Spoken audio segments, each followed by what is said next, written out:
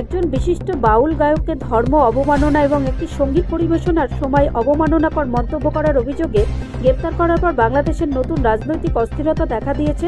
বাউল শিল্পী আবুল সরকারের গ্রেপ্তারের ফলে নাগরিক সমাজ, বিশেষ করে ছাত্র এবং শিল্পীরা প্রতিবাদ ও নিন্দা জানিয়েছে, যারা সতর্ক করে দিয়েছে যে প্রাক্তন প্রধানমন্ত্রী শেখ হাসিনা সরকার ক্ষমতাচ্যুত হওয়ার পর থেকে বাংলাদেশে ধর্মীয় ফ্যাসিবাদের এক নতুন রূপের উদ্ভব হয়েছে।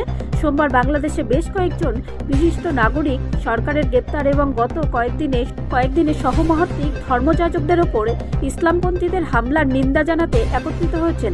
তারা দাবি করেছেন যে বর্তমান মোহাম্মদ ইউনূসের শাসনামলের ধর্মীয় সংঘাত বেড়েছে।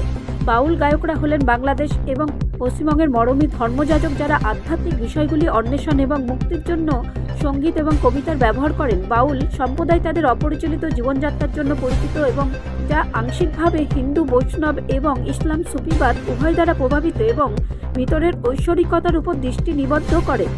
বাংলাদেশি বাউ গায়ক একজন বিখ্যাত শিল্পী সরকারকে গত সপ্তাহে 20 নভেম্বর পশ্চিম মেদিনীপুরের একটি সঙ্গীত অনুষ্ঠানে ইচ্ছাকৃতভাবে দাঙ্গা ও সহিংসতা উস্কে দেওয়ার এক ধর্মীয় অনুভূতিতে আঘাত করার অভিযোগে গ্রেপ্তার করা হয়েছিল।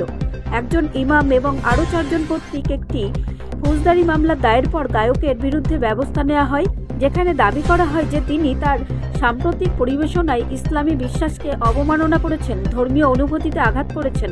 ব্যুরো রিপোর্ট, রাষ্ট্রীয় কুশল বাংলা।